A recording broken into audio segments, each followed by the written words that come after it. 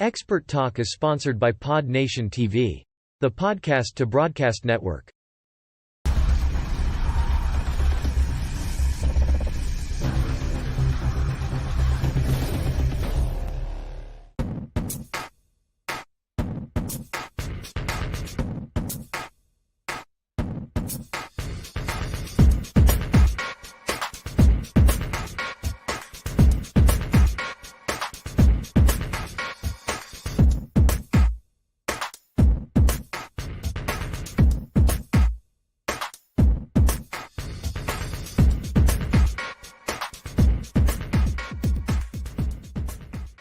Hey everybody, welcome to the show. You know where you are, the Expert Talk with me, Tigo. And you know if you're sitting there watching right now, Tigo's got a major expert coming up. And today is no different. Today is awesome. One of my mentors is here, my friend, and somebody who's taking me to the major stage. You have to sit there and figure out what I'm talking about. Sit right there. We'll be right back.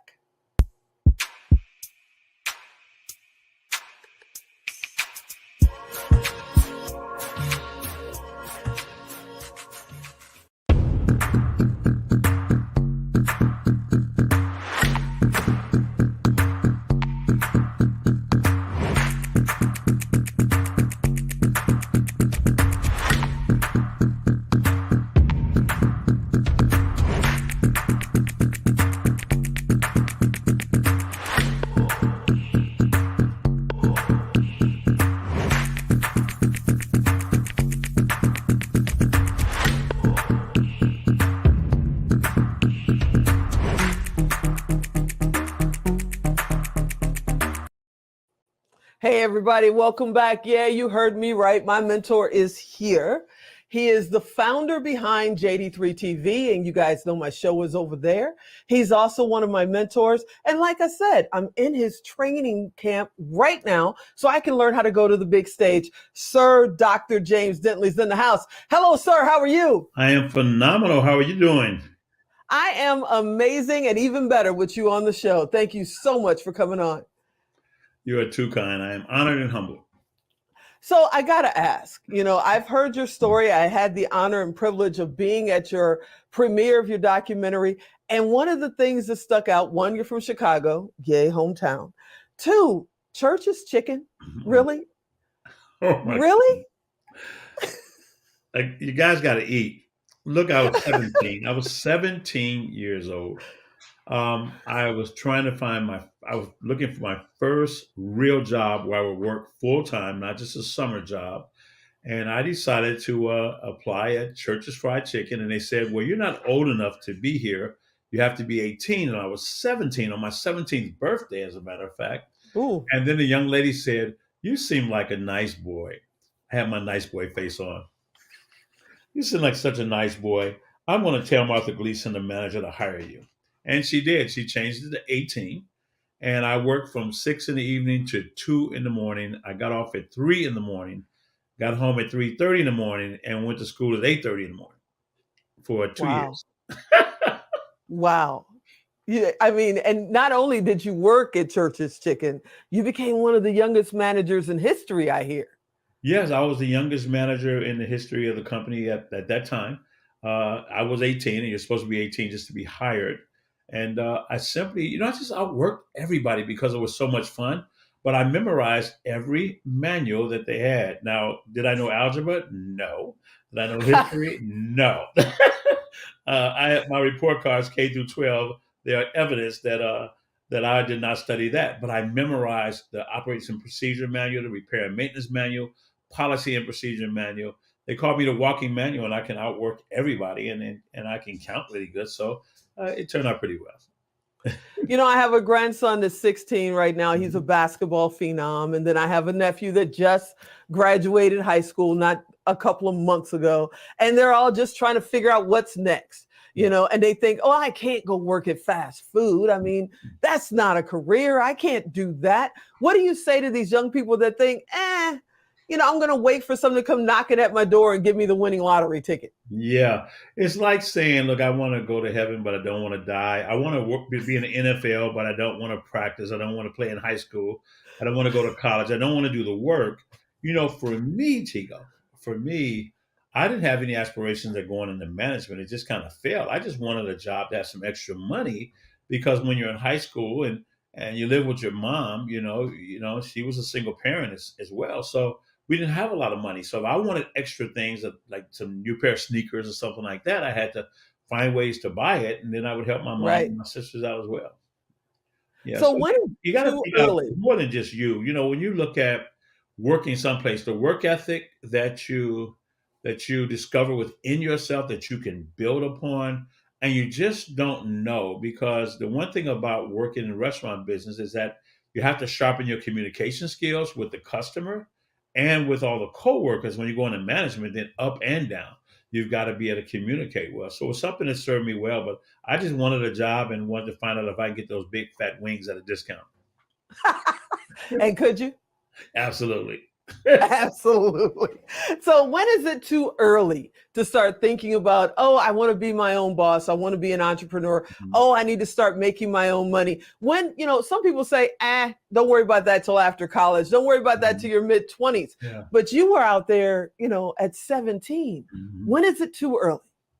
Well, honestly, when I was 6, 7, 8 years old, I would get these little plastic Dixie cups, about 5 ounces, and I would take my mom's Kool-Aid. Everybody loved Kool-Aid, and when everybody got a glass of Kool-Aid, I would take the extra Kool-Aid and pour it into a cups and put it in our freezer, and I would sell them for a nickel and a dime.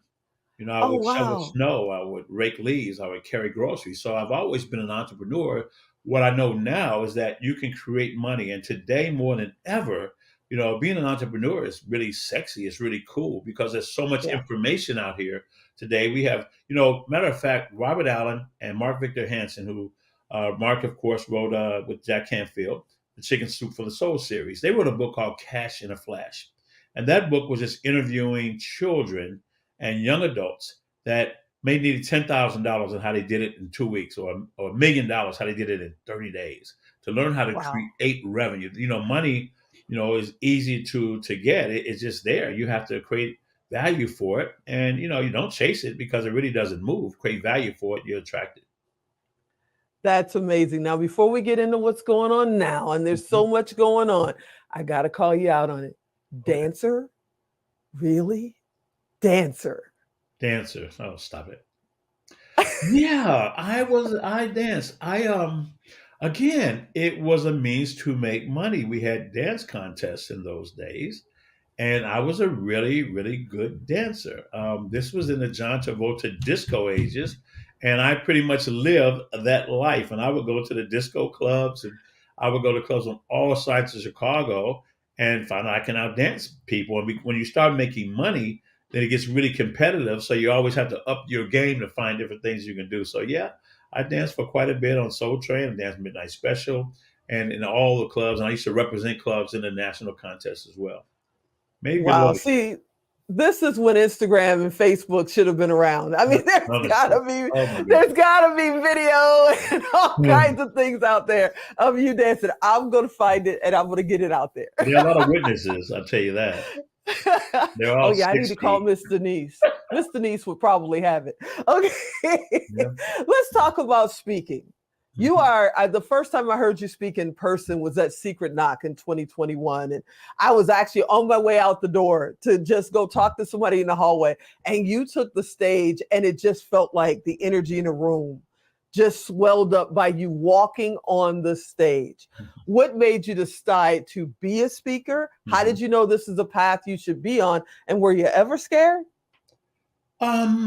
Not really scared. The first time I got on stage, well, I'll tell you this. The first time I was asked to present, it Okay. was in 1994. I had never been in front of a room speaking before.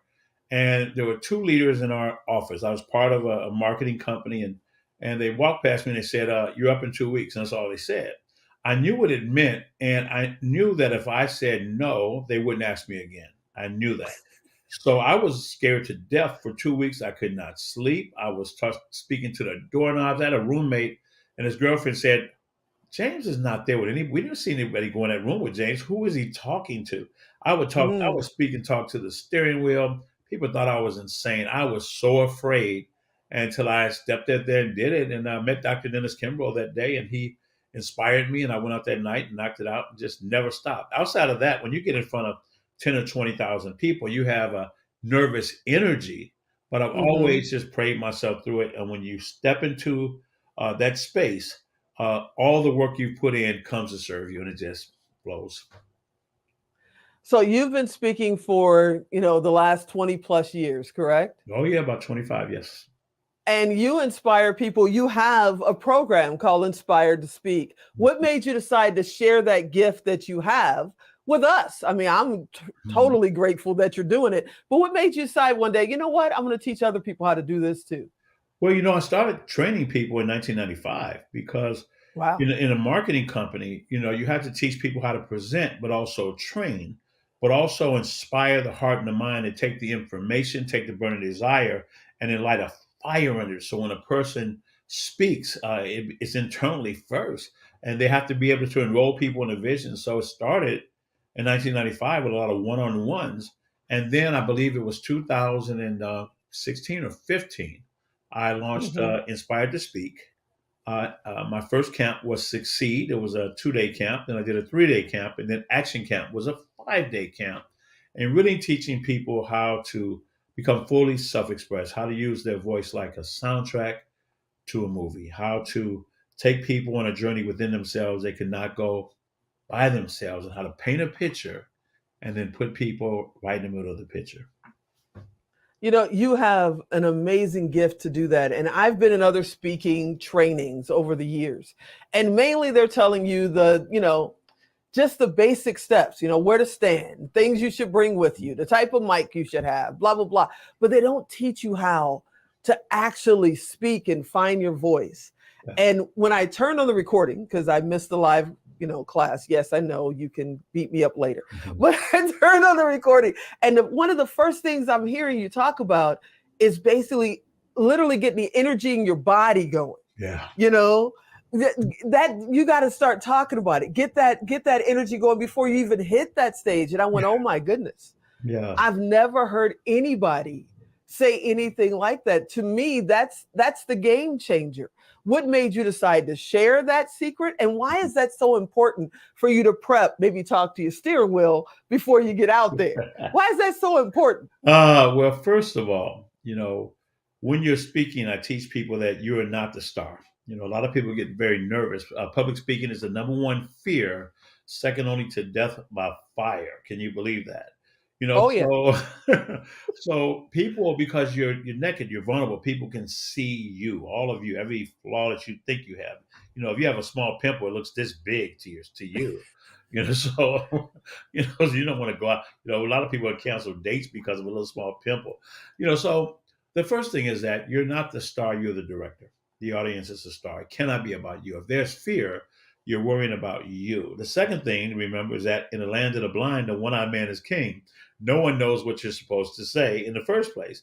But more importantly, it's your F45, the first 45 seconds when you step on the stage, and what happens before that. And you channel your energy. I wrote 2 books on frequency. And when you channel your energy inside of you, because then you can speak not just into the hearing, but into the listening and to the nervous system of another human being. Because you can take that energy and ball it and then push it out, and it just permeates through the audience. Whether it's one person, 10, or 10,000, you touch everyone on that stage.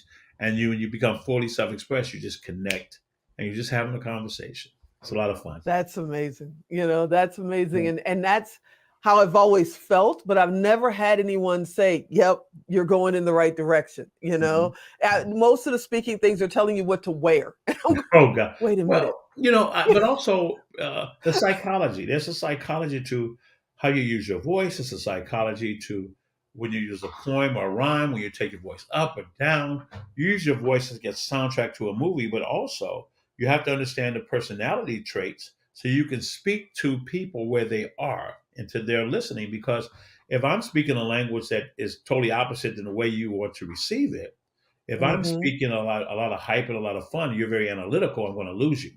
If I'm speaking Mm-hmm. very factual and very analytical, and you're a gregarious person, a free spirit, your behind's going to go to sleep and you're going to check out on me. So the key is, how do you paint?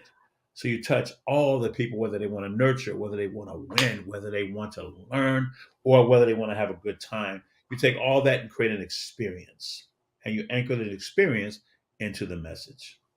That's amazing. So this is airing right now. It's November 2nd, 2022. Somebody may be watching this in 2035, or they may be watching it this December. But right now you have a speaker camp going on. I'm so Mhm. happy to be a part of it. And I'm assuming that you're going to do this again. So if people want to know more about your speaker camp, how do they go about that? Well, they can reach out to my team at info@jd3media.com, info@jd3media.com, or they can reach out to me directly on social media, James Dentley, or they can reach out to me. Well, James Dentley would be fine. It's social media. I'm on every handle, so whether it be Facebook or LinkedIn or whatever, Instagram, everything's there. So just reach out to James Dentley, and my team will get back with you, and we'll really talk to you and find out if this is a great fit for you. Because we're more interested in people winning and getting the results they desire, and getting some clarity on what those things are and how they can impact lives. Because the power of communication comes down to agreement. And when you can bring people into agreement, then it makes it very, very easy. But you have to be in agreement with. Because in other words, a person can have uphill goals and downhill habits. Ooh. Oh, okay. Yeah, see, I need that on a t-shirt. And before I let you out of here, I know you have a film festival coming up. I believe it's in November. What's the date and where is it? It's in Santa Monica, California. It's November 10th through the 13th. It is the Ethos Film Festival in Santa Monica. And now we just created a deal. So now we have the JD3 Cinema and TV Festival, and we will be in collaboration every single year. But this year we're in partnership with Ethos. Wow, I know I got to let you out of here. But before I let you go, I know there's somebody out there going, well, of course, he's Sir Dr. James Dentley III. He can do anything. He's never had a rough time in his life. He's never been homeless. He's never been hungry. He doesn't know that world. He's always been, the Sir. What do you have to say to that? Yeah, yeah. Okay, yeah, sure. I remember at 21, I had a blood infection. I was a third degree black belt in Japanese karate, third degree brown belt in judo. I was in pain every day for 1 year. I honestly did not Mm. want to live. The pain would not go away. It was throbbing. And I went to 5 hospitals. They figured it out. Later in my life, I was diagnosed with sarcoidosis of the lungs. They put me on prednisone, a steroid. I gained about 150 pounds, and I was suffering with that. I was sure the weight gain was going to kill me. When I got that Wow. under control, as soon as I got, then I was diagnosed with cancer. They told me that it was so high. My PSA was 62, high as 6, so I'm 6 times high. And they wanted me to do chemo or surgery. I opted not to do that. I wanted to go natural, a little bit of radiation. Been cancer free now for 5 years. Well, Wow. that's the effects of having prednisone. It makes your bones brittle. So I had to have a hip replacement on the left hip, and then I had a knee replacement on the right knee last year. But I wouldn't trade one moment of that, because I've been retired since January 13th of 1995. I'm having the time of my life. And when things go wrong, I Wow. do not go wrong with them, because I get to choose whether I win or lose, whether I have a good or bad day. Today's a great day, and I'm going to make it a better one. You are amazing. I know people out there. I'm on JD3 TV. It's growing by leaps and bounds, and everybody's going, Tigo, what about JD3? Well, one, I want to ask you if you'll come back next month so we can really go in on JD3 TV. But can you just give us a little bit about what's going on right now? Wow. Well, first of all, we've been having a tremendous amount of success, but we created this for content creators, people who had a story, a dream, an expertise that we can take and build your brand and expose you to streaming, to go to the next level, to make you a rock star, to help hone your communication skills, but how to build an effective community. And then in the next 2 weeks, we're going to be launching our next version, our 2.0 version of JD3 TV, fully interactive. It would be a membership where people will win prizes. The average person, anybody out there, can be on a show or be highlighted or be featured and be a part of this community, win trips and prizes. And if you've got a show, then we want to know about it, because we want to take your message, your story, and share it to the world, because someone out there needs to hear you. And a life worth living is worth recording. So let's build your legacy at JD3 TV and make a lot of money at the same time. Oh, there we go. Well, I thank you, sir, for coming and hanging out with me this month and on this show. I'm glad you're going to come back next month, because we got to talk about JD3 and what's coming up in 2023, or I'm going to get all kinds of hate mail. You are the best. I'm so proud to call you my mentor, and thank you for being on. I am so honored. I'm so excited and happy for you. Your shows are so impactful. You're just a consummate professional, and you take it to the next level. You're always striving to showcase the work of other people and getting them out there as well. So we really appreciate you, and you're well thought of and respected in our industry. So thank you very much, and congratulations on everything you're doing. Thank you, sir. All right, everybody, you know what to do. If you don't know where to find all the good stuff we just talked about, go to tigodirect.com. Type in James Dentley, type in Sir Doctor, type in JD3 TV. He's coming up. Send him a message, reach out to him, or visit one of the websites that's listed. It costs you nothing. It costs him nothing. It's our way to make sure that you can stay connected with these amazing trailblazing experts. I hope you enjoyed this episode. Yes, I promise he's coming back next month, and we're going to go deep on JD3. I hope you come back next time. And as always, I'm Tigo. I'll talk to you next time. Go check him out.